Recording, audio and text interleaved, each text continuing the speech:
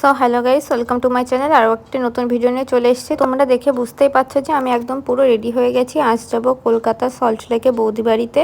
মা ওখানে গিয়ে কিছুদিন থাকবে আর আমরা মাকে যাচ্ছি দিতে, আর একটু কলকাতা ঘুরবো, ঘুরে টুরে আমরা আবার ব্যাক করব। তো আমি, মা, রাজু আর ড্রাইভার দাদা আমরা চারজনা বেরিয়ে পড়ে গেছি। আর বাবা তো বাড়িতে রয়েছে, বাবার অফিস আছে বলে বাবার তেমন কোথাও যাওয়া হয় না। তো তারপর আমরা এখানে হাবড়াতে এসে দাঁড়িয়ে পড়েছি। এখানে চোংদার দই তো বিখ্যাত, তোমরা সবাই বা জানো। তো এখন এখান থেকে মিষ্টি নেব। আর এই যে ও এসে আমাকে দই দিয়ে গেল, আমি বললাম দই খাবো বলে, ও এই যে আমাকে দই দিতে এসেছিল। তারপর ও আবার মায়ের কাছে চলে গেল। তো এই দেখো, দোকানের নামটা আমি ঠিক দেখানোর চেষ্টা করেছিলাম কিন্তু পুরোপুরি আসেনি। তো আমি দইটা খাচ্ছিলাম, এত সুন্দর খেতে। আমি আগেও খেয়েছি কিন্তু আমি যতবারই খাই না কেন আমার তৃপ্তি হয় না। আমার খুব ভালো লাগে এখানকার দইটা। আর আমি গাড়ির ভিতরে ছিলাম, যেহেতু গাড়ির ভিতরে এসি ছিল আর বাইরে খুব গরম। তো ওরা বাইরে ছিল, আমি এখানে গাড়ির ভিতরে বসে বসেই খাওয়া দাওয়া করছিলাম। তো তারপর আবার আমাদের খাওয়া দাওয়া শেষ করে মিষ্টির পত্র ব্যাগ ট্যাগ সব গাড়িতে তুলে নিলাম। তো তারপর এই যে আমরা আবার বেরিয়ে পড়েছি।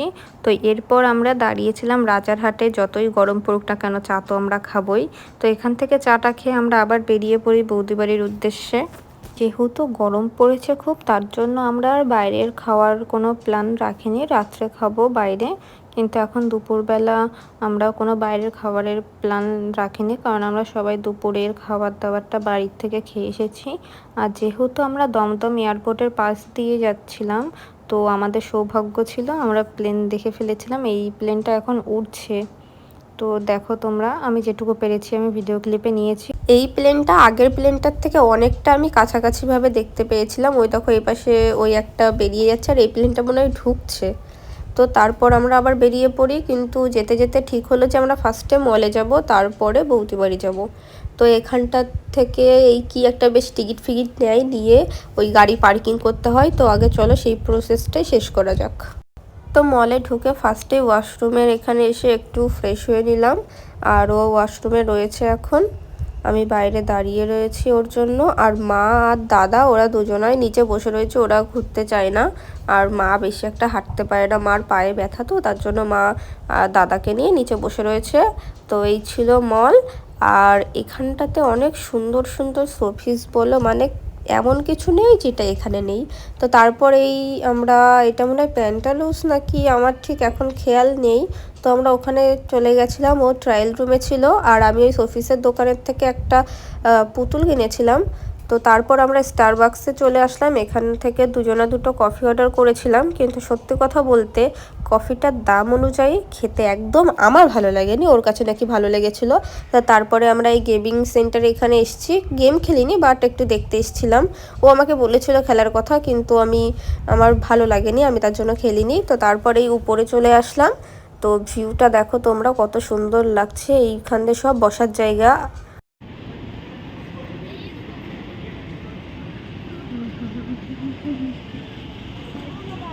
তো আমাদের শপিং করা কমপ্লিট, আমি আর ও কিনেছি, মা তো দাদাকে নিয়ে বাইরে ছিল। তো এখানে কাউন্টারে এসে তখন দেখি মা দাদার সাথে কথা বলছিল, একটু ঠিকানাটা শুনছিল, জানে তবু আরেকবার শুনে নিচ্ছিল। আর তো আমরা সিটি সেন্টারের কাজ মিটিয়ে আমরা বেরিয়ে পড়েছি, এখন সোজা বৌদি বাড়ির দিকে চলে যাব। গাড়ির পার্কিং যেহেতু অনেক দূরে হয়েছিল বলে ও আর দাদা গাড়ি আনতে গেছে। তো তারপর আমরা বেরিয়ে পড়ি, বৌদির কাছে ফোন করে শুনলাম বৌদি ঠিকঠাক ঠিকানাটা দিল। তো তারপর এই যে ফাইনালি আমরা বৌদিদের ফ্ল্যাটের এখানে পৌঁছে গেছি। তো অমিতদা এখানে ঠিকঠাক করে গাড়িটা সেট করে রাখছিল, যেহেতু রাস্তার উপরে। তো দাদা মাকে দিয়ে লিফটে যাচ্ছে, আর আমি আরও সিঁড়িতেই চলে যাচ্ছি, যেহেতু দুতলা তো অত বেশি হাঁটতে হবে না। তো আমি আরও দুতলা পর্যন্ত হেঁটেই গেছিলাম। আর আমরা যেতে যেতে দেখি লিফটও চলে এসছে, ওরাও চলে এসেছিলো। তো তারপর আমরা বৌদি বাড়ির ভিতরে ঢুকি। বৌদি তো মানে কি বলবো, এত আয়োজন করেছে আমাদের জন্য। আমরা যেহেতু বেরিয়ে যাব, বৌদি তাড়াতাড়ি করে সব কিছু আমাদের খাবার দাবার দিচ্ছিল। তবু আমি তেমন একটা জার্নি করলে না খেতে পারি না, তো আমি তেমন কিছু একটা খাইনি। তো তারপর শুরু হয়ে গেল আমাদের আড্ডা দেওয়া। এখানে বৌদি, মা, আমি, রাজু, দাদাও চলে এসেছিলো। টাপ্পু, সবাই মিলে বসে জমিয়ে আড্ডা দিলাম, খাওয়া দাওয়া করলাম। এখন আমাদের বেরিয়ে যেতে হবে, যেহেতু বাবা বাড়িতে একা একা রয়েছে, তাড়াতাড়ি যেতে হবে। তো এখন মিনিমাম তবুও 10টা বাজে, বাড়ি যেতে যেতে 1টা 2টো তবুও বেজে যাবে। এখন আমরা বেরিয়ে পড়েছি, গাড়িতে উঠে গেছি, মা তো থাকবে বলেছিলাম আমি আগেই। তো এখন আমরা বেরিয়ে যাব, তার জন্য বৌদিকে বললাম তুমি টাপ্পুকে নিয়ে বেরিয়ে যাও, তোমাদের আর নিচে দাঁড়িয়ে থাকতে হবে না, তোমরা যাও, তারপর আমরা বেরিয়ে যাচ্ছি।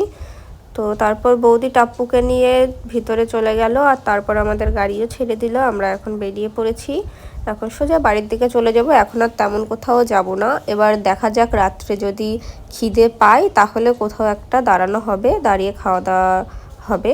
তো অবশ্যই তোমরা জিনিসটা দেখতে পারবে, কিন্তু এখন আমার পাচ্ছে খুব ঘুম, তো এখন আমি একটু ঘুমিয়ে নিই। মানে আসল কথা, রাতের কলকাতাটা যে এত সুন্দর না, গাড়িতে আর ঘুম পেলো না আমার, মনে হলো সারা রাস্তাটা দেখে দেখেই যাই। আর ভিডিও যেহেতু আগে করা, আমার এখন ঠান্ডা লেগেছে বলে গলাটা তোমরা একটু অন্যরকম ভাবতে পারো, তো একটু ম্যানেজ করে নিও। তো তারপর আমরা সোজা চলে এলাম ডিবাপিতে, যেহেতু অনেক রাত হয়ে যাচ্ছিলো, খিদে পেয়ে যাচ্ছিলো, তো তারপর আমরা তিনজনে চলে এসে বিরিয়ানিটা অর্ডার করলাম। তো আজকে অনেক তাড়াতাড়ি আমরা পেয়ে গেছিলাম, অন্যদিন খুব দেরি হয়। তো তারপর আমরা খাওয়া দাওয়া করে আবার বেরিয়ে পড়ি। তো চলো, আর কোথাও দাঁড়াবো না, এবার আমি সত্যি সত্যি ঘুমাবো। আসলে যতটা মানে আস্তে আস্তে যত এই দিকে আসা হয় না, তত লাইটের ইয়েটা কমতে থাকে। আর কলকাতার যে মেন রাস্তাগুলো না, ওই রাস্তাগুলো মানে এত সুন্দর করে সাজানো, মানে অমায়িক অমায়িক সুন্দর। তো এবার আমার সত্যি সত্যি অনেক ঘুম পেয়ে গেছে, খাওয়া দাওয়ার পরে তো আরও বেশি করে ঘুম পাচ্ছে। তো আজকের ভিডিওটা আর বেশি বড় করব না, ভিডিওটা এখানেই শেষ করব। ভিডিওটা যদি ভালো লাগে লাইক কমেন্ট শেয়ার সাবস্ক্রাইব অবশ্যই করো, আমার পাশে থেকো। তো আমার চোখ মুখ দেখে কিন্তু বুঝতেই পারছো তোমরা যে আমার ঘুম পেয়েছে। তো আসবো একটা নতুন ভিডিও নিয়ে, ততক্ষণে সবাই ভালো থেকো, সুস্থ থেকো, বাই বাই।